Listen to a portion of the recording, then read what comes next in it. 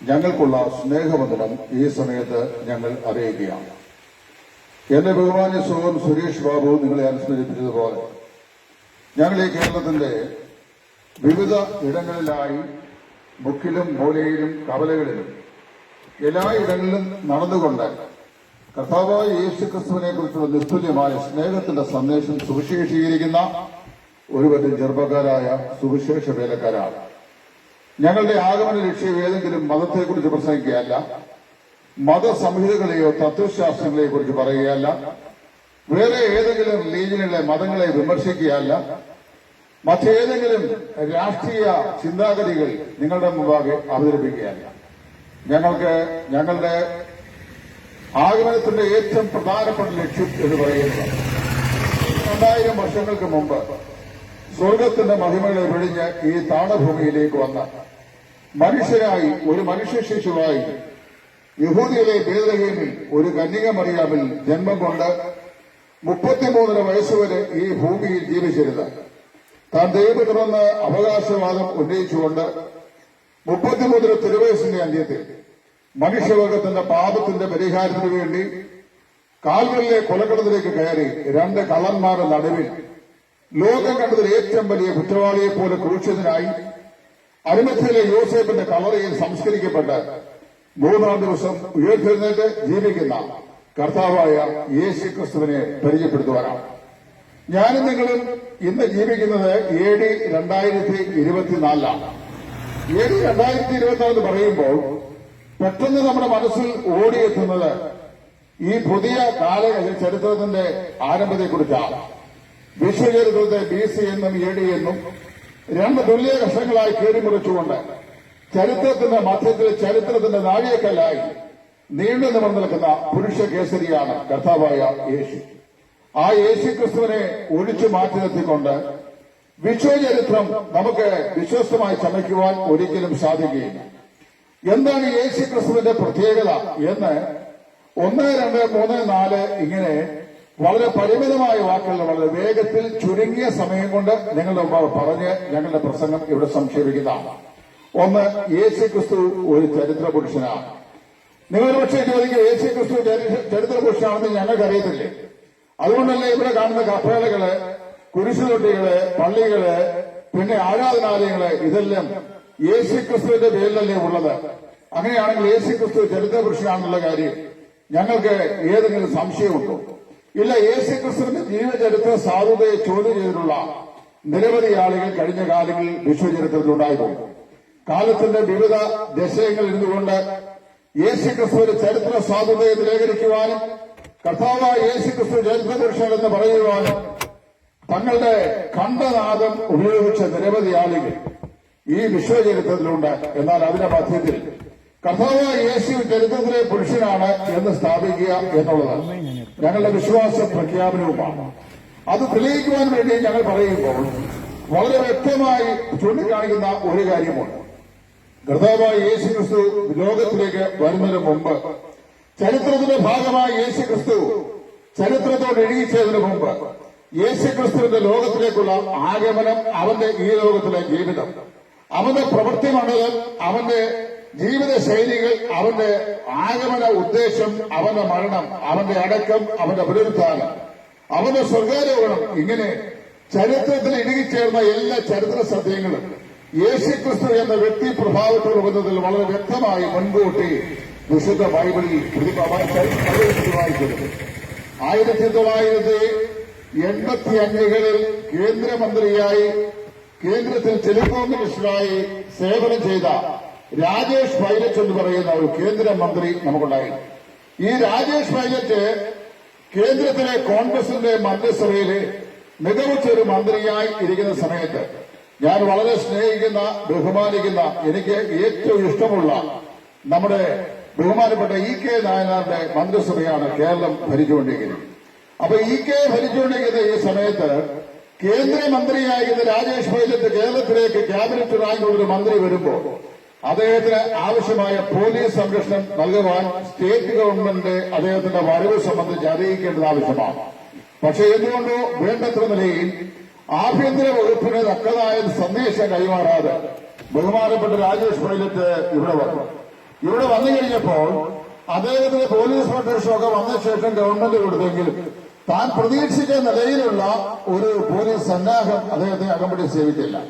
മടങ്ങി കേന്ദ്രത്തിൽ ചെന്ന ശേഷം അദ്ദേഹം ബഹുമാനപ്പെട്ട EK നായനാർ അവർക്ക് ഒരു മെസ്സേജ് അയച്ചു.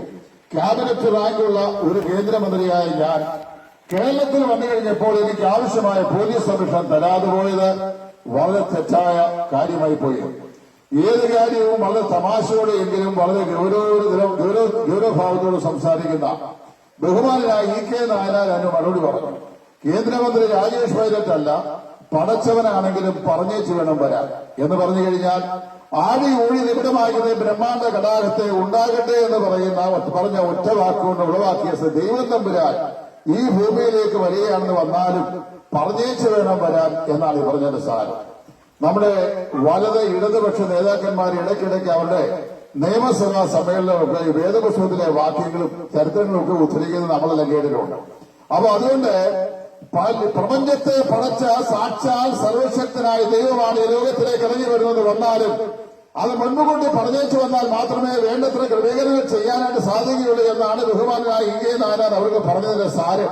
ഞങ്ങൾ പ്രസംഗിക്കുന്ന യേശുക്രിസ്തു ഈ ലോകത്തിലേക്ക് വരുന്നതിന് നൂറ്റാണ്ടുകൾക്ക് മുമ്പ് അവൻ ആരാണ്, അവൻ എങ്ങനെയാണ് ഈ ലോകത്തിലേക്ക് വരുന്നത്, എന്തിനാണ് വരുന്നത്, അവൻ എവിടെയാണ് വരുന്നത്, അവൻ ലോകത്തിൽ വന്നാൽ അവൻ എന്തെല്ലാം കാര്യങ്ങൾ ചെയ്യും, അവൻ ഏതെല്ലാം ഇവിടെ ഒരു ജീവിതാന്ത്യം ഉണ്ടാകും, അവൻ മരിച്ചാൽ അവന് എന്ത് സംഭവിക്കും, ഇതെല്ലാം മുൻകൂട്ടി അക്കമിട്ടെണ്ണി വിശുദ്ധ ബൈബിൾ രേഖപ്പെടുത്തിയിട്ടുണ്ട്. ഇതിനെയാണ് വിശുദ്ധ ബൈബിളിലെ പ്രവചനങ്ങൾ എന്ന് പറയുന്നത്. BC 1000 സങ്കീർത്തനങ്ങളുടെ രാജാവായി അറിയപ്പെടുന്ന ഇസ്രായേലിന്റെ മഹാരാജാവായ ദാവീദ് രാജാവ് അദ്ദേഹം ഇപ്രകാരം പറഞ്ഞു, ഇതാ ഞാൻ വരുന്നു, പുസ്തകച്ചുരുളിൽ എന്നെക്കുറിച്ച് എഴുതിയിരിക്കുന്നു. കർത്താവായ യേശുക്രിസ്തുവിനെ കുറിച്ച് പറയുകയാണ്, ഇതാ ഞാൻ വരുന്നു, പുസ്തകച്ചുരുളിൽ എന്നെക്കുറിച്ച് എഴുതിയിരിക്കുന്നു. ദൈവമേ, നിന്റെ ഇഷ്ടം ചെയ്യുവാനായി ഞാൻ പ്രിയപ്പെടുന്നു.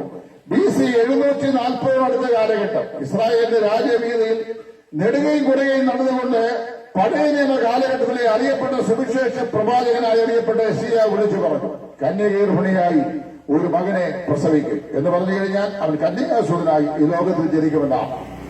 അതിന്റെ നിവൃത്തിയാണ് ഗലാത്യർക്കെതിരെ 4-ാം അധ്യായത്തിന്റെ 4-ാം വാക്യത്തിൽ അപ്പോസ്തലനായ പൗലോസ് പിൽക്കാലത്ത് പറയുമ്പോൾ, കാലത്തിന്റെ സമ്പൂർണ്ണ വന്നപ്പോൾ ദൈവം തന്റെ പുത്രനെ സ്ത്രീയുടെ സന്തതിയായി ലോകത്തിലേക്ക് നിയോഗിച്ച് അയച്ചു. പ്രിയപ്പെട്ടവരെ, അവൻ കന്യകയുടെ സ്വതനായി ജനിക്കും എന്ന് അവൻ ജനിക്കുന്നതിന് 740 വർഷം മുമ്പ് പ്രവാചകനായ യെശയ്യാ വിളിച്ചു പറഞ്ഞു. ഇനി അവൻ ജനിക്കപ്പെടുവാൻ ഇരിക്കുന്ന ആരാണ് ഈ യേശുക്രിസ്തു? യെശയ്യാ തന്നെ പറയുക, അവൻ അത്ഭുത മന്ത്രി, വീരനാം ദൈവം, നിത്യപിതാവ്, സമാധാനത്തിലും. ചുരുക്കം പറഞ്ഞു കഴിഞ്ഞാൽ കർത്താവായ യേശുക്രിസ്തു എപ്പോഴാണ് ജനിക്കുന്നത്, കർത്താവായ യേശുക്രിസ്തു എവിടെയാണ് ജനിക്കുന്നത്, കർത്താവായ യേശുക്രിസ്തു എങ്ങനെയാണ് ജനിക്കുന്നത്, യേശുക്രിസ്തു ജനിക്കുന്നതിന്റെ ഉദ്ദേശം എന്താണ്, ഈ കാര്യങ്ങളെല്ലാം മുൻകൂട്ടി വിശുദ്ധ തിരുവെഴുത്തിൽ കഥനെക്കുറിച്ച് എഴുതുകയാണ്.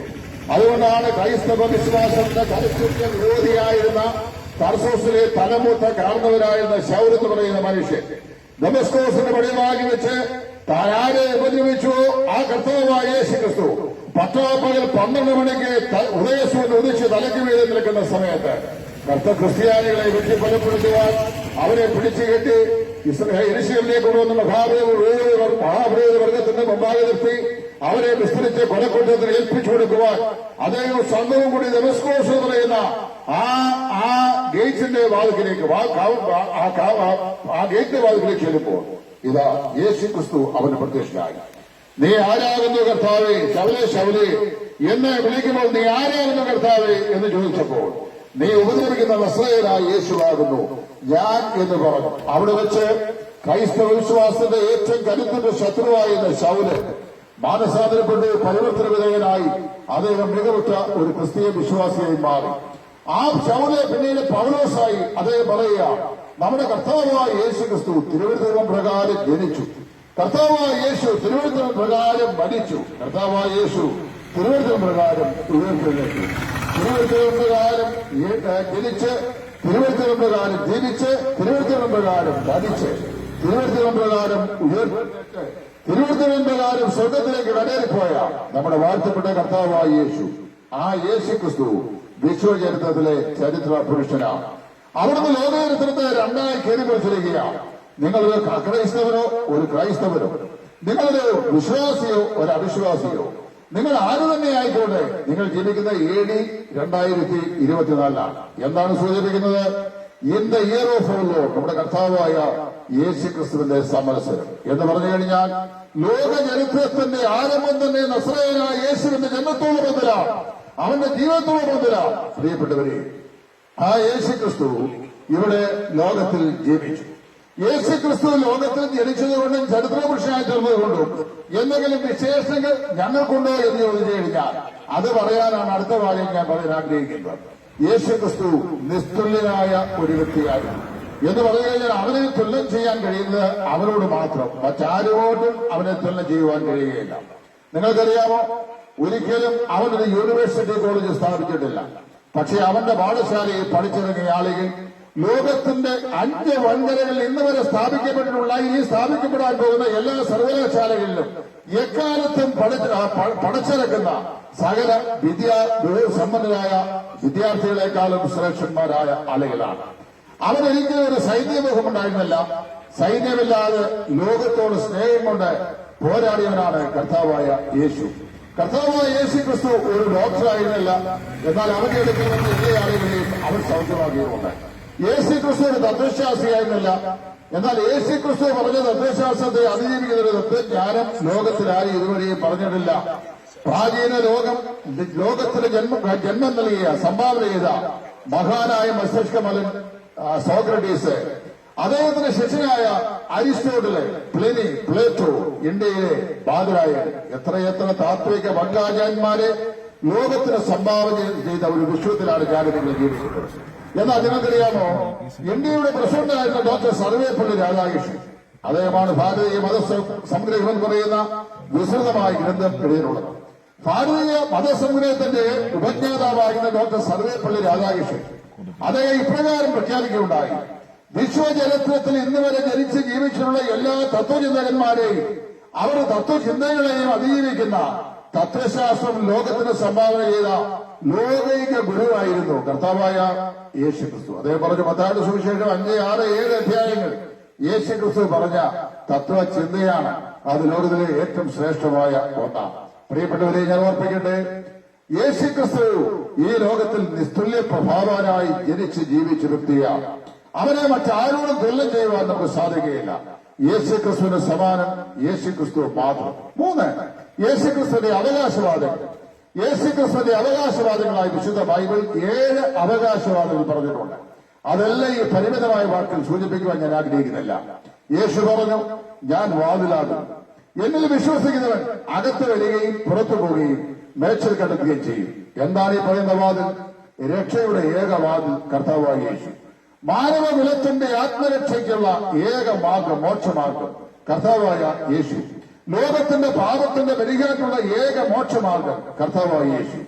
യേശുവിനെ ലോകത്തിന് ചൂണ്ടിക്കാണിക്കുവാൻ കർത്താവായ യേശു ക്രിസ്തുവിന്റെ ആഗമനത്തിന്റെ അല്ലെങ്കിൽ പരസ്യ ശുശ്രൂഷയുടെ ചില മാസങ്ങൾക്ക് മുമ്പ് യഹൂദിയ ദേശത്ത് പ്രത്യക്ഷപ്പെട്ട് ഇസ്രായേൽ ചരിത്രത്തിലെ ഏറ്റവും ഒടുവിലത്തെ പ്രവാചകനായി അറിയപ്പെടുന്ന യോഹന്നാൻ സ്നാപകൻ ലോകത്തോട് ഇപ്രകാരം വിളിച്ചു പറഞ്ഞു: കണ്ടാലും ലോകത്തിന്റെ പാപം ചുമന്നൊഴിക്കുന്ന ദൈവത്തിന്റെ കുഞ്ഞാണ്. പ്രിയപ്പെട്ടവരെ, നമ്മുടെ കർത്താവായ യേശു പറഞ്ഞു, അവൻ ലോകത്തിന്റെ രക്ഷകനാണ്, സ്വർഗത്തിൽ നിന്ന് ഇറങ്ങി വന്ന ജീവനുള്ള അപ്പമാണ്, അവൻ രക്ഷയുടെ വാതിലാണ്.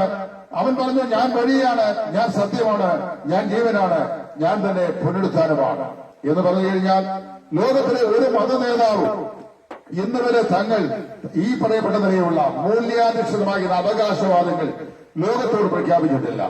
എന്നാൽ നമ്മുടെ കർത്താവായ യേശു നിസ്തുല്യമായ അവകാശവാദികൾ ലോകത്തോട് പ്രഖ്യാപിച്ച അതുല്യ വ്യക്തി പ്രഭാവമാണ്. യേശു ക്രിസ്തുവിന്റെ അവകാശവാദങ്ങൾ നിസ്തുല്യമായി. ഇനി അടുത്തതായി പറയാൻ ആഗ്രഹിക്കുന്നത് യേശു ക്രിസ്തുവിന്റെ മരണവും നിസ്തുല്യമായി. ഞാനും നിങ്ങൾ ഈ ലോകത്തിൽ ജനിച്ച് ഇവിടെ ജീവിക്കുകയാണ്. ഓരോ ദിവസവും എത്രയെത്ര മരണങ്ങളാണ് നമ്മുടെ ചെവികൾ നമ്മൾ കേട്ടുകൊണ്ടിരിക്കുന്നത്, നമ്മുടെ കണ്ണുകൊണ്ട് കണ്ടുകൊണ്ടിരിക്കുന്നത്. മലയാള മനോരമ പത്രം കയ്യിൽ കെട്ടിയാൽ ആദ്യം ഞാൻ മുഴുകുന്നത് നിര്യാതരായ കോളമാണ്. നമുക്കറിയാവുന്ന നമ്മുടെ പ്രിയപ്പെട്ടവരാരെങ്കിലും കാലയവനിലേക്ക് മാറ്റപ്പെട്ടിട്ടുണ്ടോ എന്ന് വളരെ തൃഷ്ണയോടെ നോക്കാറുണ്ട്.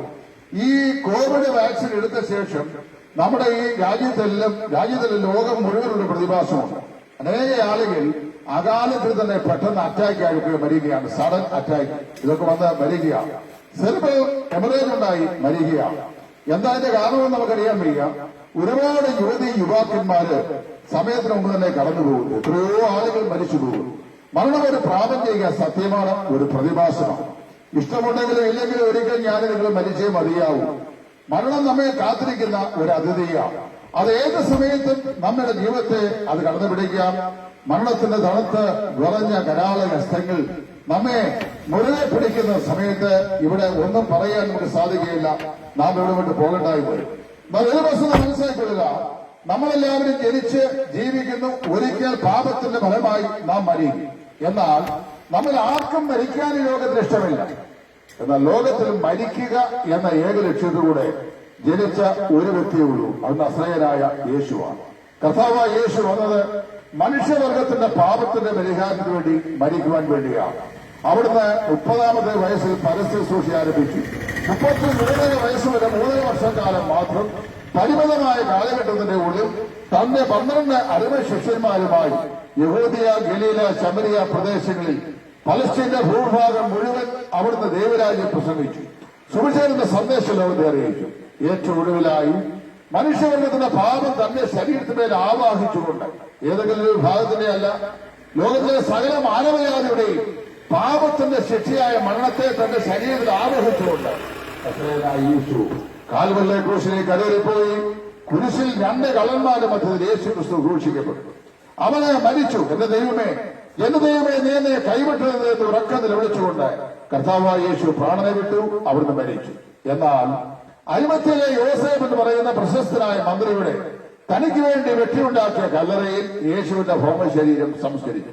യേശു ഉയർത്തെഴുന്നേൽക്കും എന്ന് മരിക്കും മുമ്പേ പ്രസ്താവിക്കുന്നു. യേശു ഉയർത്തെഴുന്നേറ്റാൽ ഒരുപാട് പ്രശ്നങ്ങളുടെ നൂലാമാലകളാണ് അവിടെ ഉണ്ടാകുമായിരുന്നത്. ഒന്ന്, യേശുവിനെ വിസ്തരിച്ച കുറ്റക്കാരൻ അല്ല എന്ന് കണ്ടിട്ടും ക്രൂശിപ്പാൻ ഏൽപ്പിച്ചു കൊടുത്ത പീലാത്തോസിന് അത് വലിയ പ്രശ്നമാണ്. യേശുവിനെ വിസ്തരിച്ച യഹൂദന്മാരും കോടതിയുടെ അധിപന്മാരായിരുന്ന ഹന്നാവ്, കയ്യഫാവ് മുതലായ മഹാപുരോഹിത സംഘത്തിന് അത് വലിയ പ്രശ്നമാണ്. യേശുവിനെ മരണത്തിനായും വിസ്താരത്തിനായി ഏൽപ്പിച്ചു കൊടുത്ത യഹൂദ പരീക്ഷന്മാർക്ക് അത് വലിയ പ്രശ്നമാണ്. അതുകൊണ്ട് ഇന്നറിയാമോ, യേശുവിന്റെ കല്ലറയിൽ, അരുമത്തിലെ യോസേഫിന്റെ കല്ലറയിൽ യേശുവിനെ സംസ്കരിച്ച ശേഷം ഇവരെല്ലാം കൂടെ ചെന്ന് പീലാത്തോസ് പറഞ്ഞു, ഈ മനുഷ്യൻ ജീവിച്ചിരിക്കുമ്പോൾ ഒരു ചതിയനായി. അദ്ദേഹം പറഞ്ഞിട്ടുണ്ട്, നിങ്ങളെന്നെ കൊന്നാൽ ഞാൻ 3 നാൾ കഴിഞ്ഞ് ഉയർത്തെഴുന്നേൽക്കും. ആകയാൽ ഒരു കാര്യം ചെയ്യണം, ഞങ്ങൾക്ക് അവർ ഉയർത്തെടുക്കാൻ ആഗ്രഹമില്ല. അപ്പൊ പീലാത്തോസ് പറഞ്ഞു, ഞാൻ എന്ത് ചെയ്യണം? ഞാൻ നിങ്ങൾക്ക് കാവൽ പടയാളികളെ തരാം. നിങ്ങൾ പോയി കല്ലറ കാവൽ ചെയ്ത് സൂക്ഷിച്ചുകൊള്ളുകയും എന്ന് പറഞ്ഞു. താൻ മരിച്ചാൽ 3-ാം ദിവസം ഉയർത്തെഴുന്നേൽക്കുമെന്നാണ് യേശു പറഞ്ഞത്. അതുകൊണ്ടാണ് പീലാത്തോസ് പറയുന്നത്, ഞങ്ങൾ കാവൽ കൊണ്ടെന്ന് തരാം. നിങ്ങൾ പോയി കല്ലറ വേണ്ടുവോളം കാവൽ ചെയ്ത് ഉറപ്പാക്കിക്കൊള്ളുക. അന്നത്തെ ചരിത്രകാരന്മാർ പറയുന്നതനുസരിച്ച് ഏതാണ്ട് 2000 കിലോഗ്രാം ഭാരം വരുന്ന റൗണ്ട് ഷേപ്പിലുള്ള കല്ല് ഈ കല്ലറയുടെ വാതിക്കൽ ഉരുട്ടി അതിനെ തടികയിട്ട് കല്ലറ മുദ്ര വെച്ചു. റോമ ഗവൺമെന്റ് ഇമ്പീരിയൽ മുദ്രകളാൽ നസറേയനായ യേശുവിന്റെ കല്ലറ മുദ്രിതമായി. കുന്തവുമേന്തി കാവൽ നിൽക്കുന്ന കാവൽ പടയാളികളെ നസറേയനായ യേശു ഉയർക്കാതിരിപ്പാൻ ഈ കല്ലറയുടെ വാതിക്കൽ കാവൽ നിർത്തി. നിങ്ങൾക്കറിയാമോ, നമ്മുടെ ജീവിച്ച എത്ര മഹാന്മാരായ ആളുകൾ, രാഷ്ട്രീയ നേതാക്കന്മാർ, മതനേതാക്കന്മാർ, സാംസ്കാരിക ആചാര്യന്മാർ, വിദ്യാഭ്യാസ വിചക്ഷണന്മാർ, അവരൊക്കെ കാലാകാലങ്ങൾ മരിച്ചു. അവരുടെ ആരുടെയെങ്കിലും കല്ലറയുടെ വാതിക്കൽ ഇതുപോലെ മുദ്ര വെച്ച് കുന്തവുമേന്തി കാവൽ നിൽക്കുന്ന കാവൽക്കാരെ ഇവിടുത്തെ പോലീസ് ഡിപ്പാർട്ട്മെന്റ് നിർത്തിയിട്ടുണ്ടോ? എന്തിന്? അവർ വീണ്ടും പരാതിപ്പാൻ ഒരിക്കലുമില്ല. ചരിത്രത്തിൽ ഒരുത്തൻ മാത്രം അവന്റെ കല്ലറ മുമ്പാകെ പണം ചെലവഴിച്ച റോമൻ അധികാരികൾ കുന്തവുമേന്തി തീവട്ടി പന്തങ്ങളുമായി കാവൽ പടയാളികളെ കാവൽ നിർത്തിയിരിക്കുകയാണ്. എന്തിനാണ്? യേശു ഉയർക്കാതിരിക്കാൻ. പക്ഷേ നിങ്ങൾക്കറിയാമോ സംഭവിച്ചതാണെന്ന്? യേശു മരിച്ചതും അടക്കപ്പെട്ടതും വെള്ളിയാഴ്ച. ഞായറാഴ്ചയുടെ മുഴുവൻ യേശുവിന്റെ കല്ലറയിൽ സുഗന്ധ ലേപനം ചെയ്യുവാൻ യേശുവിനെ സ്നേഹിച്ച സ്ത്രീകൾ അവന്റെ ശവകല്ലയ്ക്ക് വേണ്ടി ഒരുക്കി വെച്ച സുഗന്ധ ദ്രവ്യങ്ങളുമായി ഞായറാഴ്ചയുടെ മുഴുവൻ അധികാരത്തെ ഇരുട്ടുള്ള പോലെ കല്ലറയുടെ വാതിക്കൽ ചെല്ലുമ്പോൾ അവരെ കണ്ട് അവർ അത്ഭുതപരന്തരായിട്ടുള്ള ഒരു യാഥാർത്ഥ്യം. കല്ലറയുടെ വാതിക്കൽ നിന്ന് കല്ല് ഉരുട്ടി മാറ്റിയിരിക്കുന്നു. 2 കല്ലറ ഒഴിഞ്ഞതായി കാണും. കല്ലറയുടെ തലയ്ക്കും കാൽക്കലുമായി 2 ദൂതന്മാരിരിക്കുന്നു. അവര് പറയുകയാണ്, അവൻ വിടുകയില്ല.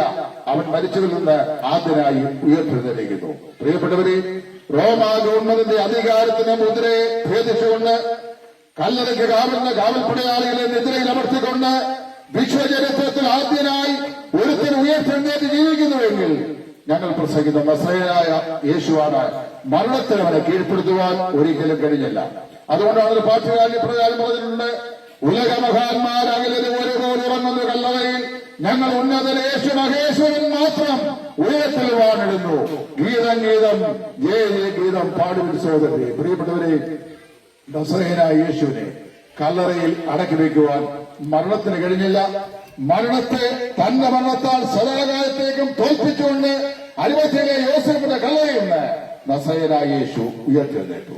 40-ലധികം നാളുകൾ തന്റെ അരിമ ശിഷ്യന്മാർക്കും 500-ലധികം ആളുകൾക്ക് ഗലീലയിൽ ഒന്നിച്ചും നിരവധി പ്രാവശ്യം പ്രത്യക്ഷമായ ശേഷം യേശു ക്രിസ്തു സ്വർഗ്ഗാരോഹണം ചെയ്തു. ക്രിസ്തു ഇങ്ങനെ പറഞ്ഞു, ജീവിച്ചിരുന്ന് എന്നിൽ വിശ്വസിക്കുന്ന ഏവനെയും മടങ്ങിവന്ന് ഞാൻ ചേർത്തുകൊള്ളാം. എവിടെയാ പറഞ്ഞത്?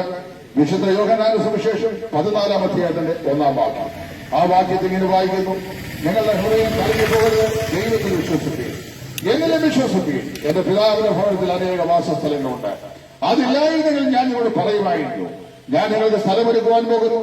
ഞാൻ പോയി സ്ഥലമൊരുക്കിയാൽ ഞാനിരിക്കുന്ന അതേ ഇടത്തിൽ നിങ്ങൾ ഇരിക്കേണ്ടതിന് പിന്നെയും വന്ന് നിങ്ങളെ എന്റെ അടുക്കൽ ചേർത്തുള്ളൂ. ലോകത്തിലെ ഒരു രാഷ്ട്രീയ നേതാവും അത് ആഗ്രഹിക്കുന്നില്ല. തങ്ങളിരിക്കുന്ന അധികാര കസേരയിൽ തങ്ങളുടെ അണികളിരിക്കണമെന്ന് രാഷ്ട്രീയ നേതാക്കന്മാർ ആരും ആഗ്രഹിക്കുന്നില്ല എന്ന് കാലചരിത്രം ആവർത്തിച്ച് നമ്മെ അനുസ്മരിപ്പിക്കുന്നു. എന്നാൽ യേശു പറയുകയാണ്, ഞാൻ പോവുകയാണ്. എന്തിനാ പോകുന്നത്? എന്നിൽ വിശ്വസിക്കുന്ന നിങ്ങൾക്ക് വേണ്ടി സ്ഥലമൊരുക്കുവാൻ. അങ്ങനെ അവൻ പറഞ്ഞിട്ട് പോയിട്ട് 2000 വർഷം കഴിയുന്നു. അവിടുന്ന് എത്രയും വേഗം മടങ്ങി വരുവാൻ പോവുകയാണ്. ഞങ്ങൾ ഈ സത്യം നിങ്ങളെ അറിയിക്കാനാണ് ഇവിടെ ഈ കൺവെൻഷൻ ചെയ്യുന്നത്. എന്താണ്? മനുഷ്യവർഗം ഒന്നായി ദൈവസന്നിധിയിൽ പാപികളാണ്. പാപത്തിന്റെ ശമ്പളം മരണമാണ്. ഞാൻ നിങ്ങൾ ഒരിക്കൽ പാപത്തിന്റെ ഫലമായി മരിക്കേണ്ടി വരും. മരിച്ചാൽ മരണത്തിന്റെ അപ്പുറത്ത് ഒരു ജീവിതമുണ്ട്. ആ ജീവിതത്തിന് 2 പ്രവിശ്യകളാണുള്ളത്. ഒന്ന് നിത്യമായ നരക ശിക്ഷാവധി, മറ്റേത് അനന്തമായ സ്വർഗം. പ്രിയപ്പെട്ടവരെ, പാപി മരിച്ചാൽ ചെന്നെത്തുന്ന സ്ഥലത്തിന്റെ പേരാണ് പാതാളം. അതിഭയാനകമായ ജനന സ്ഥലം. അവിടുന്ന് ഒരിക്കലും മനുഷ്യ രക്ഷകരായി പങ്കെടുക്കുകയില്ല. എന്നാൽ ലോകത്തിൽ ജീവിച്ചിരിക്കുമ്പോൾ കർത്താവായ യേശു എന്റെ പാപത്തിന്റെ പരിഹാരത്തിന് വേണ്ടിയാണ് കാൽവരിയിലെ ക്രൂശിന്മേൽ മരിച്ചത് എന്ന് പൂർണ്ണമായി വിശ്വസിച്ചുകൊണ്ട് യേശു കർത്താവിന്റെ രക്ഷിതാവും കർത്താവുമായി സ്വീകരിക്കുന്ന ഏത് വ്യക്തിയെയും, അവൻ ഏത് മതത്തിലും ഏത് സാമൂഹിക പശ്ചാത്തലപ്പെട്ടവനും സമൂഹത്തിലെ ഏറ്റവും കൊള്ളാത്ത മനുഷ്യനായിരുന്നാൽ പോലും അവനെ കൈക്കൊണ്ട് അവനെ രക്ഷിച്ച് അവൻ ആത്മരക്ഷ നൽകി അവന് നിത്യസ്വർഗം സൗജന്യമായി സംഭാവന ചെയ്യുവാൻ മനസ്സുള്ളവനാണ് യേശു ക്രിസ്തു. അതിന് നിങ്ങൾ മതം മാറേണ്ട, പള്ളി മാറേണ്ട, പേര് മാറേണ്ട, ജാതി മാറേണ്ട, ലോകത്തിൽ ഒന്നും ചെയ്യേണ്ട. നിങ്ങൾ ഒരേ ഒരു കാര്യം ചെയ്യുക, കർത്താവേ, ഞാനും ഒരു പാപിയാണ്. എന്റെ പാപത്തിന്റെ പരിഹാരത്തിന് വേണ്ടിയാണ് അങ്ങ് താണഭൂമിയിലേക്ക് വന്നത്, ക്രൂശിന്മേൽ മരിച്ചെന്ന് ഉയർത്തരുത്. ഞാനത് വിശ്വസിക്കുന്നു. ആകിയാൽ എന്നെയും അവിടുത്തെ മകനാക്കി, അതായത് മകളാക്കി ചേർക്കണമേ എന്ന് ആത്മാർത്ഥമായി നിങ്ങൾ പ്രാർത്ഥിച്ച് യേശു ക്രിസ്തുവിനായ ജീവിതം സമർപ്പിക്കുമെങ്കിൽ നിങ്ങളുടെ പാപങ്ങൾ എത്ര കടുഞ്ചുവപ്പായിരുന്നാലും അത് ഹിമം പോലെ വെളുക്കും, എത്ര രക്താംബരം പോലെ കടുഞ്ചുവപ്പായിരുന്നാലും അത് പനിപോലെയായിത്തീരും എന്ന് വിശുദ്ധ വേദപുസ്തകം പറയുന്നു. ആകിയാൽ ഇപ്പോൾ തന്നെ യേശു ക്രിസ്തുവിനായി നിങ്ങളുടെ ജീവിതം സമർപ്പിച്ച് ഒരു ദൈവ പൈതലായി തീരുവാൻ വരുവാനുള്ള മന്നത്തരപ്പുറമുള്ള നിത്യമായ ഭാവി ഇവിടെ വെച്ച് ഭദ്രമാക്കുക. ദൈവമായ കർത്താവ് നിങ്ങളെ സഹായിക്കട്ടെ എന്ന് ആത്മാർത്ഥമായി പ്രാർത്ഥിച്ചുകൊണ്ട് അവിടെ എവിടെയായി ഞങ്ങളെ ശ്രമിച്ച എല്ലാ പ്രിയപ്പെട്ടവർക്കും നന്ദി രേഖപ്പെടുത്തിക്കൊണ്ട് ഞങ്ങളുടെ വാക്കുകളെ വിരാമം വിളിക്കുന്നു.